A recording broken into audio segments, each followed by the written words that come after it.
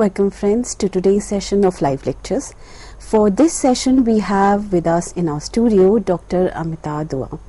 Dr. Dua is Assistant Professor in Department of Chemistry in Dayal Singh College under Delhi University. She has to her acclaim Quantum Chemistry, which is a book she has wrote. Today's topic of discussion is rigid rotator, which we were discussing from past 3 sessions, and today would be the last session for this particular topic in first half of this session. If you have any questions regarding this session, you may call us in last 10 minutes of the lecture on our toll-free number, which is 1800-110-430. Let's welcome Dr. Dua and let's start with rigid rotator. We welcome you, Dr. Dua, and let's start with today's topic. Thank you so much, and good afternoon to all of you. From the last few lectures, that is 2-3 lectures, we were discussing about the rigid rotator. I have discussed about the classical treatment of the rigid rotator, and then we also discussed about the quantum mechanical, that is how the Schrodinger equation, I designed the Schrodinger equation, how a Schrodinger equation was introduced, and then how Schrodinger equation is to be solved. And we have seen that in the Schrodinger equation, because the Schrodinger equation of the rigid rotator was bit complicated, so I have divided the Schrodinger equation into the 2 parts just to simplify the equation, that is the theta part as well as the phi part. So in the last lecture I have discussed the total, that is how that theta part is to be solved, and as well as how the phi part is to be solved. And once it is solved, now we have to discuss about that what is the wave function, because if you get the wave function out of the Schrodinger equation, the wave function is just like the storehouse of information of the system, of all the system, and once the wave function is obtained, then we can get the energy of the rigid rotator and many more properties of the system. So the Schrodinger equation, because Schrodinger equation I have divided into 2 parts, that is theta part as well as the phi part, and I have discussed, and finally I have given the solutions in the form of table. So I am not discussing again and again, because last time also I have discussed the 2 solutions. So now I am just coming to the wave function, that is the final results. That is, first we have solved the phi part, that is the phi part of the wave function, which I have marked equation number 12, and the phi part was actually equation number 11, and the solution I have marked as equation number 12. So which comes out to be, that is phi m equals to 1 upon 2 pi e to the power of plus minus I m phi. And by solving the phi function, we get the wave number, that is the quantum number, that is m. So by this, by solving the rigid rotator topic, we get the first quantum number, that is m, was introduced, and these were the solutions which you can see in the table number 1. That is, by putting the different values of m, like m equals to 0, we get 1 upon 2 pi under root 2 pi. By putting plus 1, we get e to the power of I into phi. By putting minus 1, that is minus I phi. By putting plus 2, I got 2I phi, and similarly minus 2I phi. Now the next is, that is again we have solved the theta part, and the phi part only depends upon the quantum number m, and whereas when the theta part was solved, it not only introduces a new quantum number L, but it also put restrictions on the value of m. That is, the variable, the different values of the m was, that is from 0 to plus minus L, and I have already discussed that why this, how this restriction was applied. So I am not discussing it again and again, and this is the final chart after solving the theta function. That is, just by putting the different values of L and m, we get the theta function, that is all those Legendre's polynomial and all those things.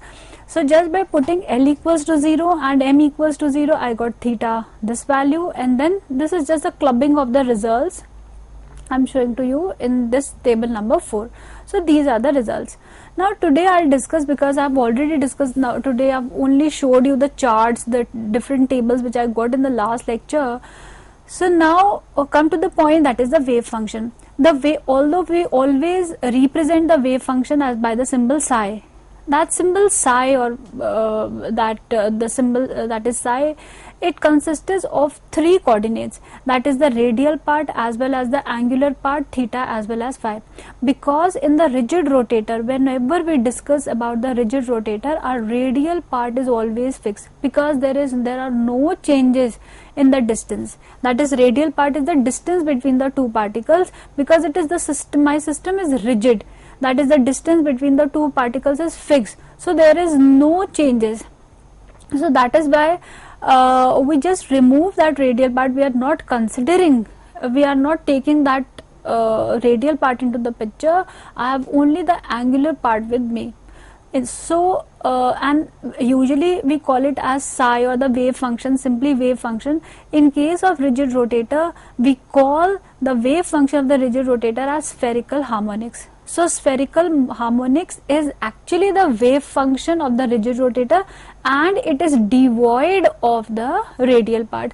Why? Because the radial part in case of rigid rotator is fixed for us, and it is represented not as phi, but it is represented as y, and in the brackets I have shown it is written theta as well as phi, whereas the wave function for the particle in a box or whatever, it is r and theta as well as phi. So here r is not playing any kind of role. So the spherical harmonics, it represents the wave function of the rigid rotator, and it is simply theta as well as phi, and the wave function, the part of y which depends upon theta is the big theta which you can see on the screen, and the part of the y which depends upon the angle phi is again phi m, and my phi depends upon the quantum number m, whereas my theta depends upon L as well as m. I have just written the expressions for the two, which I have already discussed in equation number 12 as well as 13, whatever be the number of equations I have discussed. So I have just put it the equations into it. So many a times you must have seen the question coming in the exams, that is, what is spherical harmonics. This is a very common and famous question which usually the students can see in their exams, that what is spherical harmonics. So spherical harmonics is nothing, it is the wave function for the rigid rotator, and the expression is like this, that is y theta function multiplied by the phi function. And you can see table number 5, that is, in table number 5 I have just used the above two tables, that is table number 1 as well as 4. I have taken those values from the chart and just multiplied them. So it is not a very tough thing to study that, because maybe it may happen that just by seeing the expression someone can feel that it's very tough, but actually it is very simple. I've explained all the Legendre's polynomial and the associated Legendre's polynomial. I've solved all those wave function part, that is the theta part as well as the phi part, and today I'm only multiplying the two and nothing else. I'm just taking the theta part as well as the phi part, I'm just multiplying the two expressions, and this is how you get the expression for the that is the spherical harmonics. So I'm not doing all the calculations over here, because it is simply the multiplication which I have taken from table number 1 as well as table number 4. Now once the always it happens that first of all we always have the Schrodinger equation, we always try to solve that Schrodinger equations. Once that Schrodinger equation is solved, because these are the different steps of the quantum mechanics, the basic steps, that how you solve for a particular system in quantum mechanics, that always first you have to write the Schrodinger equation, and once that Schrodinger equation is obtained, you have to solve for the Schrodinger equation to get the wave function. Once the wave function is obtained, then you have to solve for the energy. I'm not solving that how you get the energy, I'm directly telling you. I'll discuss all these things, that how this energy is obtained and all these things, but later on in the rotational spectroscopy. Once this quantum is finished, then we will start with the rotational spectroscopy, and that spectroscopy part where I'll discuss about that how this equation is obtained. Here I'm telling you that directly that after solving the Schrodinger equation, we get the solution for the kinetic energy, because no distance is changing. That is why I'm not taking the potential energy, I'm just talking about the kinetic energy, because the molecule is rotating on the hole. On the whole, the distance between the two particles is not changing. That is why there is no change in the potential energy. But our potential energy always depends upon the distance. So the Schrodinger equation for the rigid rotator, instead of phi, I am taking y. It will become Hy equals to Ey. So on solving the Schrodinger equation, I am not solving over here, it's a big derivation. So this is E equals to, you can see on the slide, that is the expression for the energy, which is actually my total energy over here is the kinetic energy, my total energy, because here potential energy is 0. So E equals to beta h square upon 8 pi square I, and where I is moment of inertia. And what is my beta? Beta is my, because you must be knowing that is L, the quantum number which was introduced, that is E equals to L, my beta is L plus 1 h square upon 8 pi square I. So my beta is L plus 1, and thus once again we obtain a set of discrete energy levels, and these are the allowed energies just by putting the different values of L into it, that is L equals to 0, 1, 2 and 3. So you get the different levels of the energy in which the rigid rotator moves. Actually the rigid rotator does not move to the different levels, but as soon as we start rotating, it gets more and more speed. So this is the different kind of speeds which attain, that is on rotating. Whenever, even if we tie a stone with a thread and start rotating it, then slowly and gradually the speed of that thing, the thread as well as that system will increase, and this is actually our rigid rotator. So whenever the rigid rotator moves, the speed gradually it increases, and these we talk in terms of the different levels, that yes, it is going to the higher and higher energies levels, which we get just by putting the different values of L into the expression of energy. And thus quantum mechanically it was proved that the energy of the rigid rotator is restricted, that it is not yes, it can take any kind of value. No, it is not possible. There are restricted values of the energy which we get by putting the different values of L into it, that is by putting L equals to 0, 1, 2, 3 and just like that. So this is the energy. Now we have two things which is very important, everyone should know. There are two words in fact, that is, one is level and the other one is state. There is lot of confusion between these two words in quantum. So there are, I'll also show you the diagram where you can see what is the difference between the energy level as well as the states, because energy depends, if you can see the expression, you must have seen the expression of energy, the energy depends only upon the value of L. So there is, so I have marked this as L. L means level. Just keep this in mind, that L is my quantum number and L for level. So there is a level with energy this. By putting L equals to 0, you get level 0. By putting L equals to 1, I have a level this thing. So these are the different levels just by putting the different values of levels, just by putting the different values of L into it. So from the above expression of energy of the rigid rotator, it is seen that the energy of the rigid rotator does not depend upon the quantum number of M, because there is no such like M into the expression, and it depends only upon the quantum number L. Whereas if you see the expression for the wave function, you must have seen the spherical harmonics part. I have just shown you the table. Just if you again look at this table, we can get the different values of Y by putting what? By putting the different values of L as well as M.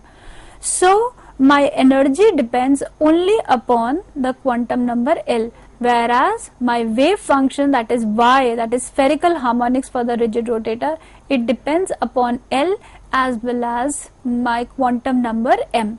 So I'm again telling you, that is from the expression of energy of the rigid rotator, it is seen that the energy of the rigid rotator does not depend upon the quantum number M, and it depends only upon the quantum number L, whereas my wave function of the rigid rotator, it depends upon L as well as M, that is both.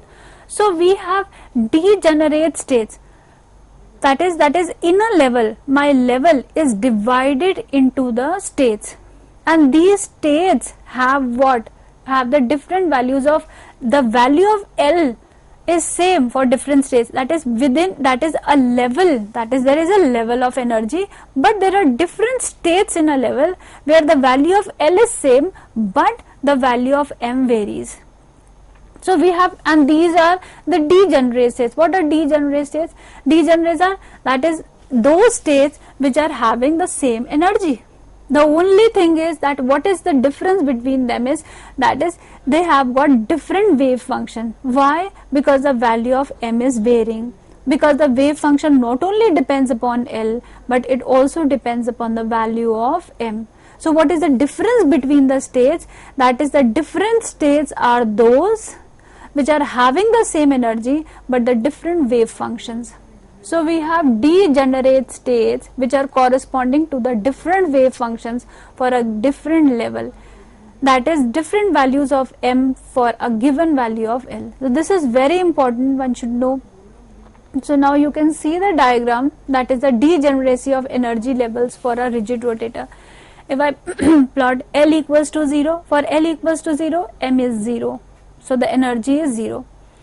For L equals to, similarly you can put 2, 1, that is, this is the second energy, this thing. For L equals to 1, for L, suppose you have L equals to 1, for that we can have M equals to 1, M equals to 0, M equals to minus 1, but for all these three states, that is these are degenerate states, they have the similar energy, that is E1, which is written in front of it, that is 2h square upon 8 pi square I, which we can obtain by putting L equals to 1. So these are the and these three states, like L equals to 1, M equals to 1, they have a different value of Y. L equals to 1, M equals to 0, again it has got different value of Y, that is the energy is same but the wave function is different. So now the solution of the Schrodinger wave equation of the rigid rotator, now we have got the expression for the energy. Now we will discuss about, always we first, whenever the energy is obtained, we always first discuss about the 0 point energy. What is 0 point energy? 0 point energy is nothing like 0. 0 point energy is the lowest energy of the system, that is the 0 point energy of the rigid rotator is the lowest energy of the rigid rotator by which it is rotating. So the minimum value of L, because in this case the my minimum value of L is 0, so the energy, that is the 0 point energy of the rigid rotator is 0, therefore the energy corresponding to L will be the 0 point energy, and it is represented as E in the subscript 0, that is which comes out to be 0, and thus for the rigid rotator the 0 point energy corresponds to L equals to 0, which means that there is no, that is yes, there is a point where there is no rotation, that is maybe at 0 Kelvin the molecule is not rotating at all. Now because there are three main rotations which actually we discussed before going to the hydrogen spectra, because our main thing was to discuss the hydrogen spectra. The main challenge for the quantum mechanics was that how the hydrogen spectra was to be explained. That was because there only the Bohr failed, that why there are so many lines in the hydrogen spectra, how these lines come, what are the complications, why they are splitting. These were all were the basic questions which Bohr was not able to solve, and that is why we have to we have to switch over to the quantum mechanics. So our main focus would always be, because when I was discussing about the classical mechanics, then also I told you that my main focus would be that how to solve that hydrogen spectra, and actually to solve that hydrogen spectra we have to do all these things, that is the postulates of quantum mechanics and the rigid rotator, the particle in a box, the vibrator. So once these are solved, these are the, actually yes, we study them in the form of chapters, like particle in a box or the rigid rotator or the harmonic oscillator, but these are the things which you'll get, that how the quantum mechanics is to be, that what are the various steps to solve the quantum mechanics systems. These chapters makes us learn that how to solve the different systems. Actually, there every chapter will give you a new thing out of it. So the 0 point energy is 0 only for the rotational motion. You must have we must have seen the particle in a box also, which is the translational motion, and for that the 0 point energy, the lowest energy for the particle in a box, can never be 0. And even the next chapter, the next in fact the next topic, that is the harmonic oscillator, also there also you will find that the 0 point energy will never be 0. But yes, in case of particle in this rigid rotator, the 0 point energy can be 0, which corresponds to the no rotation. So the 0 point energy is 0 only for the rotational motion, but this is not possible for the translational, that was particle in a box, which we have already discussed, and the vibrational motion, which I'll start maybe in the next session only. It cannot be 0. Also, according to the, now we have to check, is it true that the 0 point energy, yes, it could be 0, yes, it can be 0, because actually the total energy should not be 0 for a particle, otherwise it will, the Heisenberg uncertainty principle would fail. But yes, maybe one component could be 0, and here, because rotation actually does not change the position of the complete system, so that is why the position is not moving on the whole, that is why the rotational motion of a particle can be 0. So according to Heisenberg uncertainty principle, kinetic energy of the system cannot be 0, because this actually happens, that kinetic energy should not be 0, because if kinetic energy is 0, then my delta x is 0, which is not possible for the microscopic objects. But yes, in case of rotation, kinetic energy can be 0 without violating the Heisenberg uncertainty principle, because here the rotation does not change the position of the complete system, and my E total is actually E translational plus E vibrational plus E rotational. So my E rotational equals to 0 for L equals to 0, but at that time my E vibrational and translational are not 0. So on the whole, my Heisenberg uncertainty principle is not violated. Now finally, whenever you study the rotational motion, so in continuation with the rotational motion, we will study the rotational spectra, because actually spectroscopy is the application of the rotational motion. Whenever one chapter is finished in quantum mechanics, we have to do its application, which we will do after my quantum is finished. Then we will switch over to the rotational spectra. And in rotational spectra, actually, what do you take? What help that spectra gets from the mechanics, from the quantum mechanics? So this is actually the expression of the energy which we take from the quantum. And once that energy is obtained, then we do the spectra, as well as the energies of the different levels, the difference between the energies. Now the only thing is that the expression of the energy which we obtained from the quantum mechanics, that is the rotational, rigid rotator, was Ej L plus 1 h square upon 8 pi square I. Now the only difference is that when we study the rotational spectra, instead of this L, I'll replace that L with capital J. So this would become J plus 1, and this is the only difference, and then rest we will discuss in the spectroscopy part. So just I want to tell you that the application part of the rigid rotator is the rotational spectra, which we'll discuss later. So by this my rigid rotator topic is finished. We are finished with the rigid rotator topic, and in the next session we'll continue with the vibrational, that is harmonic oscillator. Thank you. Thank you, Dr. Dua. We thank you all for joining us for this half of the session. We'll meet you after a short break for the second half of the session, and as it has been said by Dr. Dua that we would be discussing harmonic oscillators or vibrators in the second half of the lecture. We want to remind you, if you have any questions regarding this session, you may call us on our toll-free number, which is 1-800-110-430 in last 10 minutes of the session. Meet you after a short break.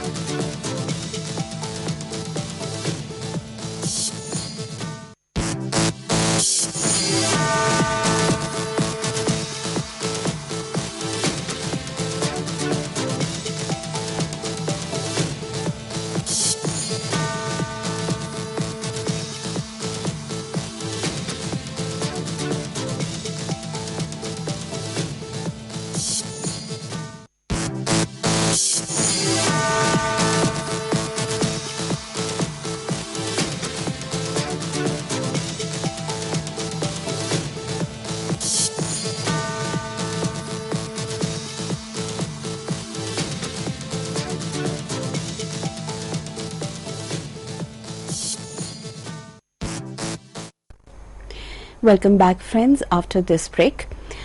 Before going on to the break, we were done with the topic of rigid rotators, but we are going to discuss a few questions related to that topic, and we will continue with harmonic oscillators after that. Let's welcome Dr. Dua once again and begin with the session. We welcome you, ma'am. So before starting with the new topic, that is harmonic oscillator, I'll discuss 1 and 2 problems with the rigid rotator.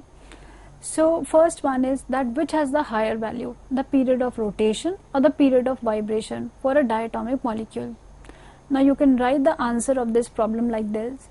You can see on the slide. Now our frequency, that is nu, is, maybe it is a bit related to the vibration, but we can discuss in this topic also, because frequency and these things are the general things which a student knows. My frequency is inversely proportional to the time period. So this I have marked as equation number 1. Now my energy is also directly proportional to the frequency, simple frequency. So if you see, frequency is inversely proportional to time and energy is directly proportional to the frequency. So if I compare these two equations, that is equation number 1 and 2, what we get? That energy is inversely proportional to the time period. Now my energy of vibration, that is for a molecule to get vibrated, it needs a lot of energy as compared to the rotation. This we will discuss many a times later on. So my energy of vibration is greater than energy of rotation, because energy is inversely proportional to time. So if my energy is greater, obviously my time period of vibration would be lesser than that of the time period of the rotation. Now my second numerical, for HCl molecule, the rotational constant, that is B bar, is 10.6 centimeter inverse. Again, this is a bit related to the spectra part, which that is B and B bar. This I'll explain you in this numerical only, that what is the difference, because I have introduced B to you. Again, this question is bit related to the rotational spectra, that is why. So find the period of rotation in a rotational level which is characterized by L equals to 4. Now sometimes it may be written J equals to 4, because you must know that when we discussed quantum mechanics, I use a quantum numbers like M, L, like that, and when we jump over to the spectra, this L will become J. So for L equals to this, the rotational constant B bar is 10.6. Find the period of rotation in this. So my energy is B, J plus 1, this is in joules, and my B, because there is no unit for J or L, so this is my B, and this B is in joules. Now there is another E, that is the small e. This is to convert the joules into centimeter inverse. So once my energy is divided by hc, that is h is Planck's constant and c is the velocity of light, this will become Bj plus 1 divided by hc. When this B is divided by hc, this gives rise to a new constant, that is B bar. So first I have discussed that what is B bar, because you already know about B, and this is my B bar, J plus 1 and centimeter inverse. My B bar is in centimeter inverse. So this will become, my E will become actually, because small e equals to capital E upon hc. So my capital E would be small e multiplied by hc. So my energy would be, energy equals to, instead of small e, we can put B bar J plus 1 into H into C. So J is the same as L for the rigid rotator.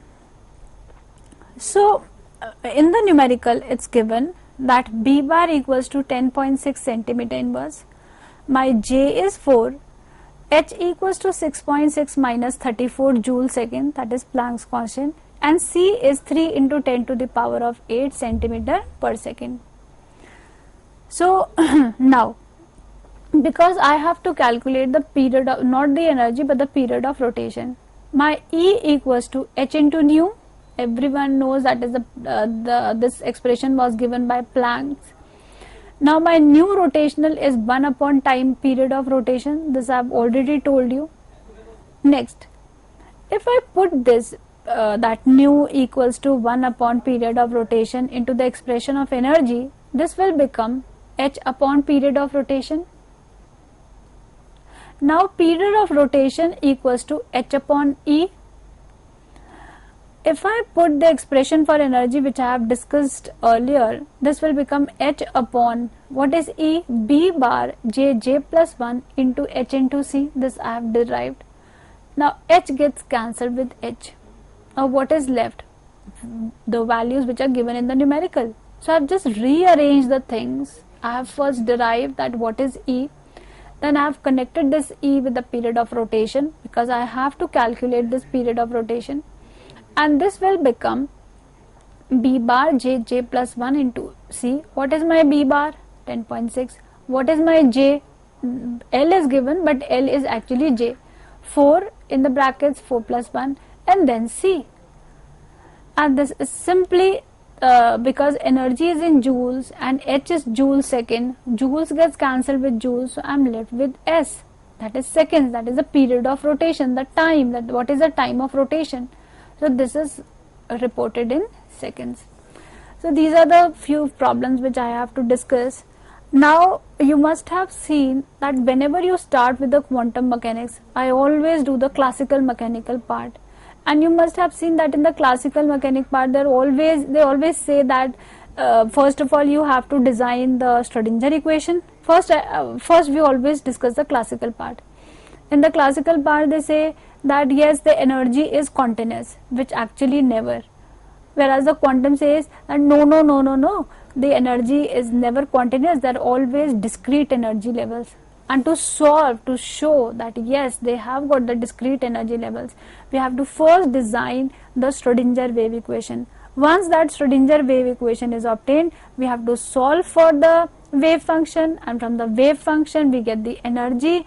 And always this energy, because in quantum mechanics we have seen that there are quantum numbers, and these once those quantum numbers comes into the picture, they make the energy levels discrete. So this is how actually the quantum is designed. So now the same thing which I have done in the rigid rotator. First we have discussed about the classical treatment of rigid rotator. Today I'll start with the classical treatment of the harmonic oscillator, that is a linear, like I've got linear diatomic molecule, that was rigid rotator. Here I have linear harmonic oscillator. So first I'll do the classical treatment. So in the classical treatment I'll show that the energy could have any value, which is actually not possible, but later on by the quantum mechanics I'll show you that there are discrete energy levels for the harmonic oscillator. Now first of all, in the introduction I'll tell you that what is linear harmonic oscillator. It is just, in simpler words, it's just a spring which can be compressed or which can be stretched or compressed. So in the diagram you can see that there are three parts. In the first part I'm showing you that there is a spring which is at rest. In the second one, that is there is a displacement, that is there is stretching against the force, that there is a force which is acting which do not want to get stretched, that is a displacement x is in the lower direction and the force is acting in the upward direction, that is F, and the third is compressed by a distance x. So the linear harmonic, that is just like a harmonium. So the linear harmonic oscillator is the simplest system to understand the vibrational motion of the microscopic particle. That is, we have to, maybe I am speaking like the harmonium, but actually in the molecules there is stretching. Where is this vibration you see in the molecules, because we are doing the quantum chemistry part actually. So there is stretching as well as the stretching of the bonds as well as the compression of the bonds. The stretching and bending and compressing of the bonds is actually the linear harmonic oscillator. Later on we'll apply on the molecules also. When we do about the vibrational spectra and all, there comes the molecules. So here to explain, I'll simply take a spring. I'm not going to the molecules here. So the linear harmonic oscillator is the simplest system to understand the vibrational motion of the microscopic particles, and therefore it is called as a simple harmonic oscillator. You can say the simple harmonic or the linear harmonic oscillator. Now for the simplicity part, we treat only the simple harmonic motion of the single particle which oscillates, that is there is a single particle. I am not taking the two particles or the molecules like carbon dioxide and water, they are stretching and bending. I am not taking, I am just taking a particle which is attached to a thread or obviously to a spring which can be stretched, which oscillates to and fro about its mean position, and thus oscillations takes place periodically in one direction. I am not taking in two or three dimensionally. I am just not taking that because I just have to explain, because initially for the quantum mechanics we have to take the simple systems. So thus the oscillations takes place periodically in one dimension only, like ball of mass m which is tied to a spring through a support which is shown in a, so suppose you have a ball and you have tied it to a spring. This is the simplest case we are taking. Now this kind of vibrating motion, it obeys the Hooke's law. Now what is Hooke's law? According to which the restoring force, the force which do not want the ball to go anywhere, that is the restoring, who wants to restore the ball on its main position, according to which the restoring force which is acting on the particle is proportional to the displacement. So more the displacement, more the force is acting in the opposite direction. More the displacement, more the force wants that let the ball comes to its original position. So F is directly proportional to X, and instead of that proportionality I have put it a constant which is known as force constant, which is minus kf into x, and minus sign, it is indicating that my displacement and force, they are both are in the acting in the opposite direction. And my kf, this kf is called as the force constant. Always the constant, they are the characteristic of something. So it is characteristic of the spring and it is a measure of the stiffness of the spring. So more the that is the more the stiffer, that is the more force is acting on the opposite direction. A strong inflexible string will have a large value of kf, and a weaker spring will have a lesser value of kf.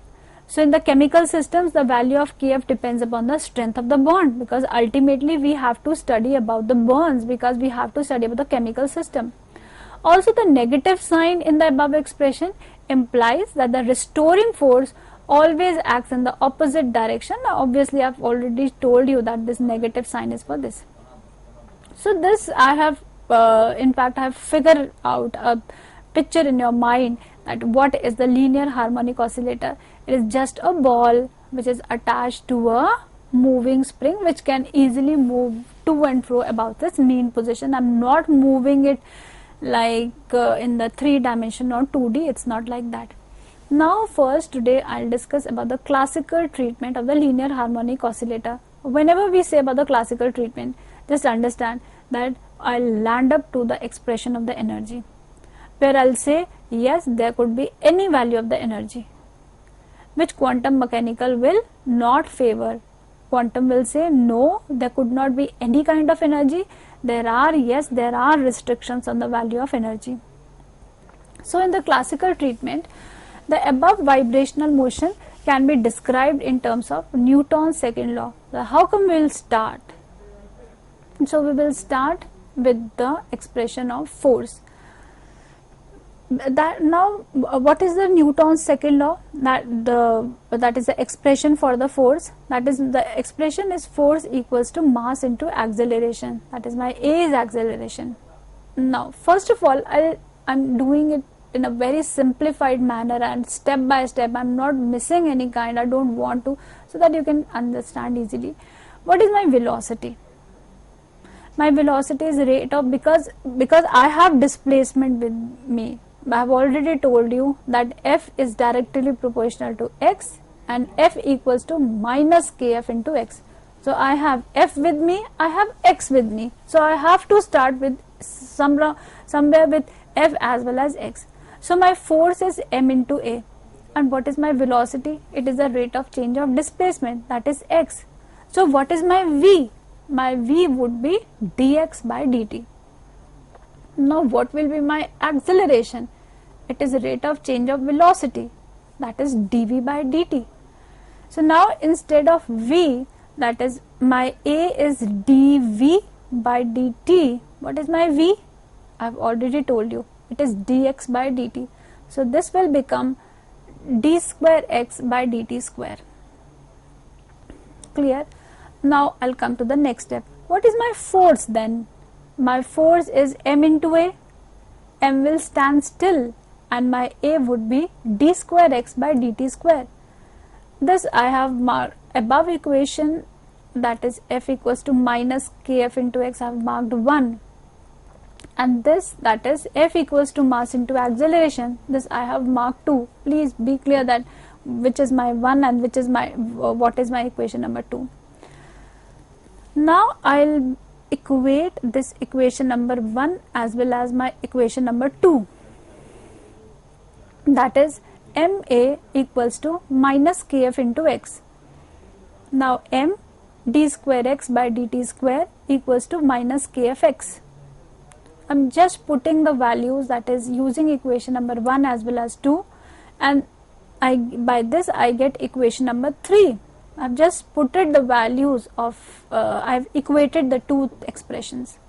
Now rearranging, that is d square x dt square equals to minus kfx.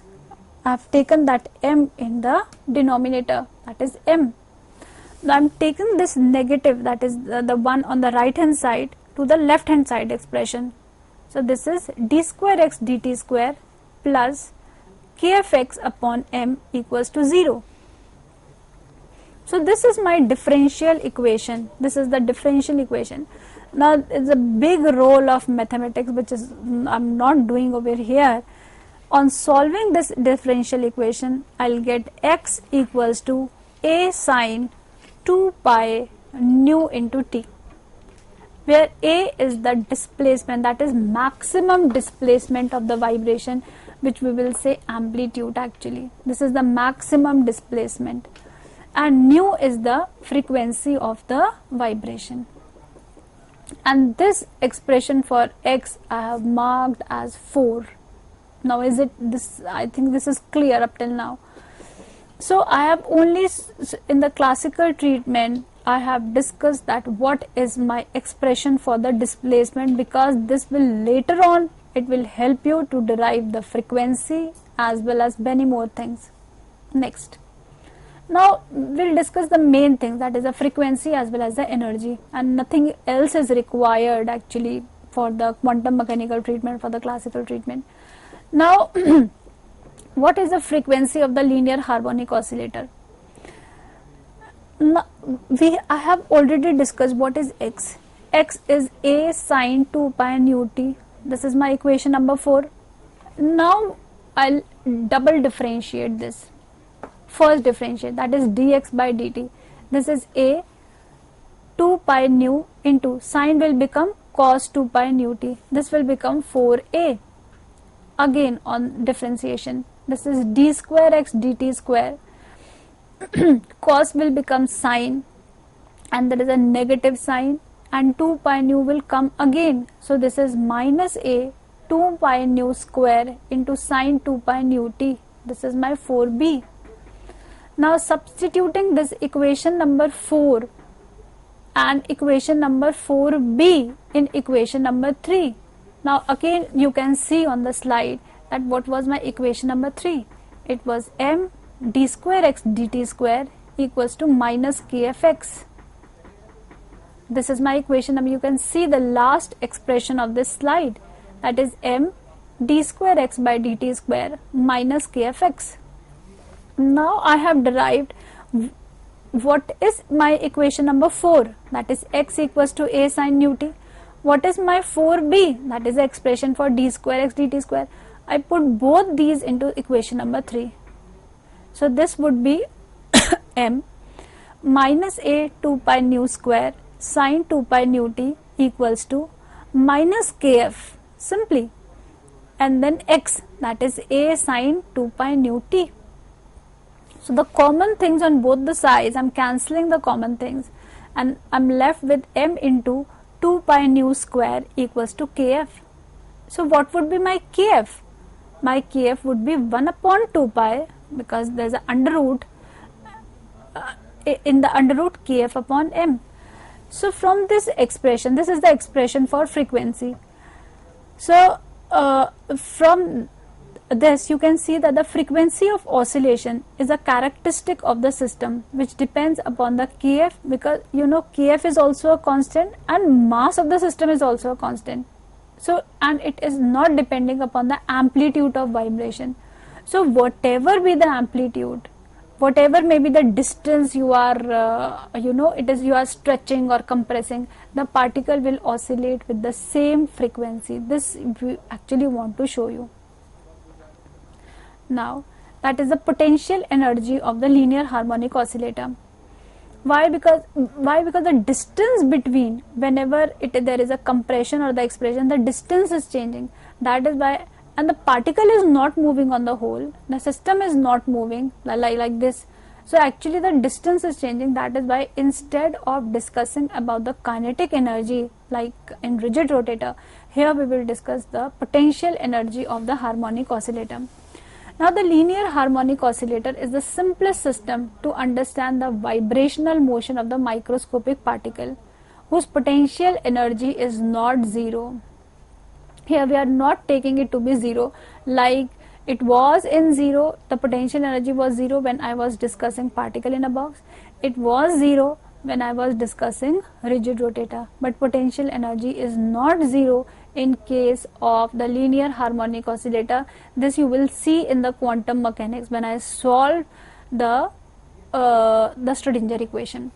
So in the linear harmonic oscillator, the potential energy is the potential gradient of the force which is needed to extend or compress the spring.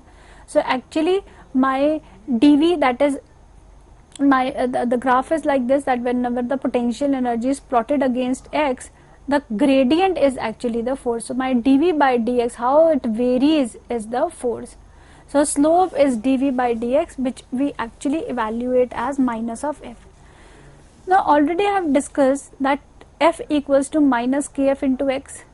Now from this that potential energy expression, from this graph you have seen that what is my f? My f is my dV by dx, that is this thing. So if I put them equal, that is minus dV by dx equals to minus kf into x, my negative sign gets cancelled. So what is I'm left with? That is dV equals to kf into x into dx.